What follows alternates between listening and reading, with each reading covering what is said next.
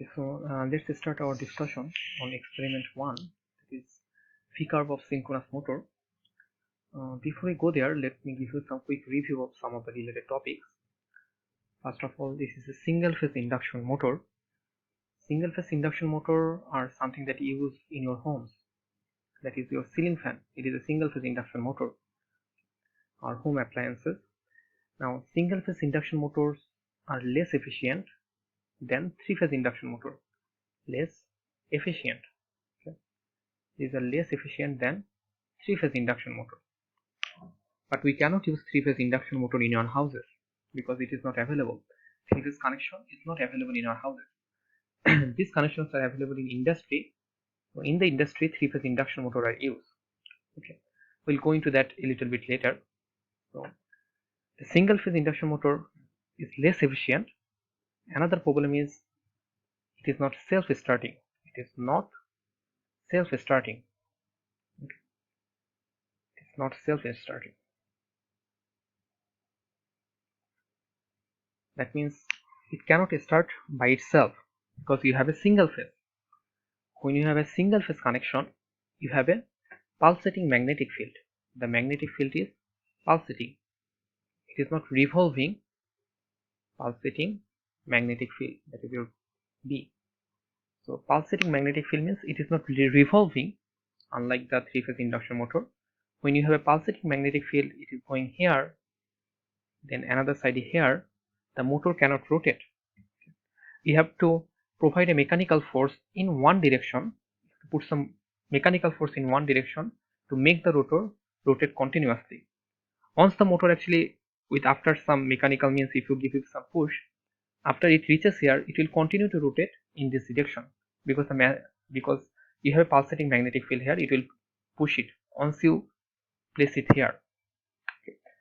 But doing this kind of thing using mechanical means is not actually a feasible option for large motors. Okay, for if the motor is large, this is no longer feasible, so we have to do something different. This is related to, if you remember, this is related to your double field revolving theory. Double field rotating by revolving theory. So what to do? How to make this single phase induction motor self-starting? So to do that, what do we use? We use an auxiliary winding. Use auxiliary winding along with the single phase. What is its purpose? The auxiliary winding converts the single phase into two phase. The single phase induction motor is now converted into two phase induction motor. So now since your motor is two phase, it will become self-starting. Okay, that is what we do in our home. Okay, so to do this kind of auxiliary, to provide this kind of auxiliary winding, there are different types of single phase induction motor. For example, split phase. This is a very fundamental, very basic type that's called split phase. This is one type. The next one is capacitor motor. Capacitor, that is what we use. Capacitor start, capacitor run. That is what we use in our home. There is another third type that is called shaded pole motor. Okay, I believe these things are discussed in your theory class, so I am not going to details. So this is about your single phase induction motor. So what about three phase induction motor? Three phase induction motor. So the positive side of three phase induction motor is it is self-starting.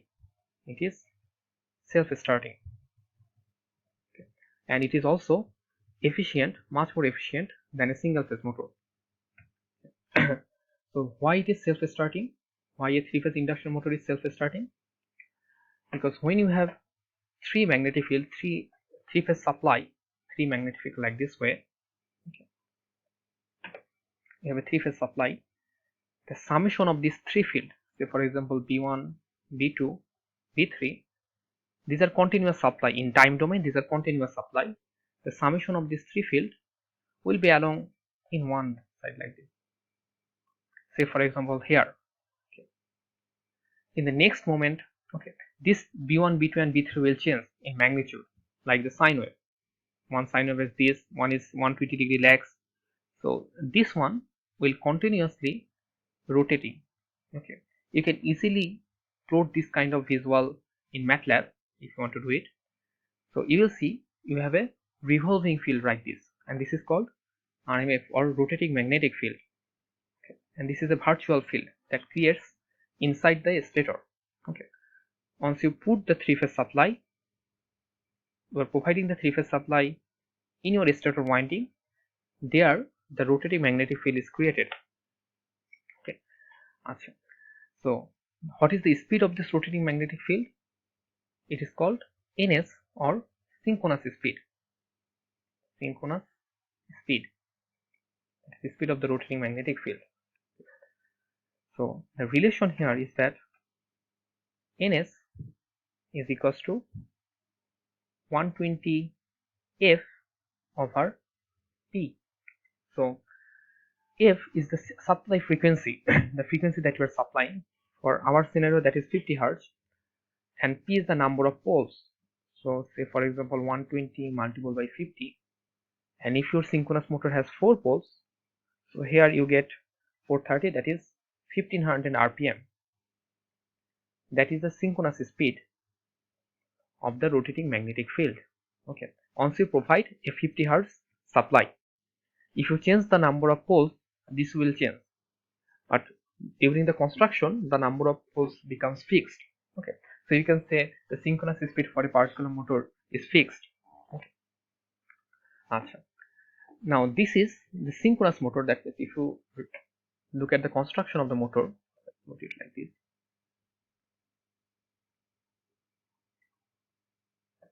These are your winding. Okay, you are providing the three-phase winding connection here. Okay, from outside, and inside you have the rotor. Okay, inside you have the rotor. So three-phase supply is provided here from outside. Okay, so the rotating magnetic field, you can see the rotating magnetic field is created within the stator. Okay, and it is rotating, revolving. So what will happen there? Okay, let's create a flowchart like this way. So you have a three-phase supply. You are providing in a stator winding, in your stator winding. Okay, so what will happen here? The stator winding, since this is a winding, current is flowing, a magnetic flux will be created there. Magnetic flux. Okay, magnetic flux is produced in the stator winding. Okay, due to the current flow in the winding. So what will this magnetic flux cause? This magnetic flux will cut the coils in the rotor. If you go back here, so a magnetic flux is created here. Okay, and this flux is going to cut the coils in your rotor. Okay, so let's write it here. Cuts coils in your rotor. So what will happen here? Again, everything is from Maxwell's electromagnetic theory. So once the coils of the rotor is actually cut by this magnetic flux, it will generate a current in the coil. Current is produced, current is generated, EMF is induced, current induced in the coil. Okay, current induced in the coil. A flow in the current will produce a magnetic field. On the other side, a magnetic field, an alternating magnetic field will generate a current, will induce a current in the coil. Okay, both ways. So you are providing three-phase supply in the stator winding. It is creating a magnetic flux there. That magnetic flux is cutting the coils in the rotor. In the rotor, as a result, in the rotor a current is induced there. So here, since the current is induced in the coil, this will again in turn produce a magnetic flux, another magnetic flux. This is the rotor flux. So if I name it as phi s as the stator flux and phi r is the rotor flux. Okay, so first the stator flux is produced. As a result, in the rotor flux is produced. Okay, and you can say the rotor flux is lagging behind the stator flux. So as a result, there is a lag in the flux. What will happen? A torque will be created in the rotor that will move the rotor in one direction. Due to the flux difference, that is the energy force. Due to the difference, a torque will be created here. What will be the direction of the rotor? The direction of the rotating magnetic field in which it is rotating. The rotor will start to rotate in this direction. Okay, the rotor will start to rotate in the same direction. Okay, so this is like your Maxwell theory, that is a current carrying conductor, that is a rotor, placed in a magnetic field. Okay, so a force will be exerted on it. Okay, and this is related to the Lenz's law. That is the Lenz's law. It says that the effect will oppose the cause. Okay, so I'm not going into details, just the basic things, so that you can remember and study those related topics. Okay, next we'll jump into the synchronous motor. One other thing that is the slip. Slip is termed in S. It is equals to ns minus nr divided by ns.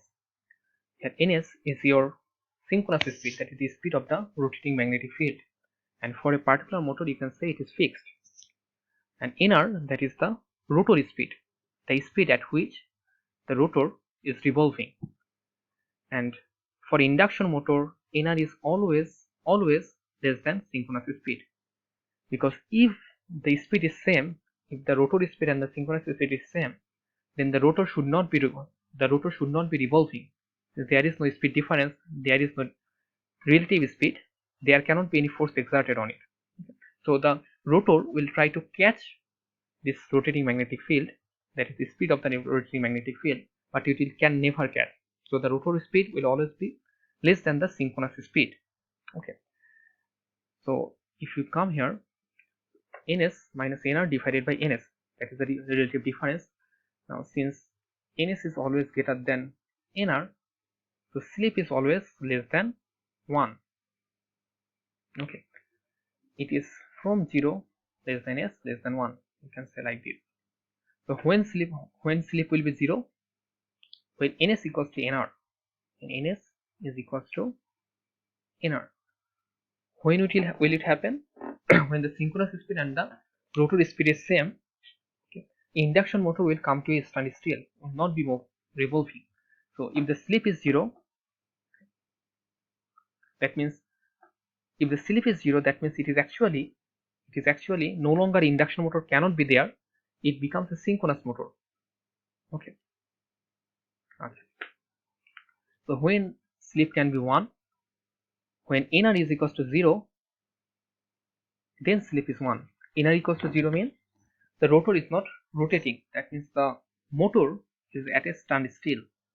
Okay, standstill. So this is your slip. One more thing, that is your induction motor, that is 3-phase induction motor, is almost a constant speed motor. It's a constant speed motor. What it means is that constant speed. What it means is that if you change the load, if you increase the load, the speed of the motor, 3-phase induction motor, will not vary that much. Okay, that means the slip does not vary that much. Slip vary very small, very little. The slip vary very little. When you change the load, the slip does not vary very much. So the 3-phase induction motor is a constant speed motor, almost. Okay, in the next lecture we will start with our synchronous motor, that is the topic here.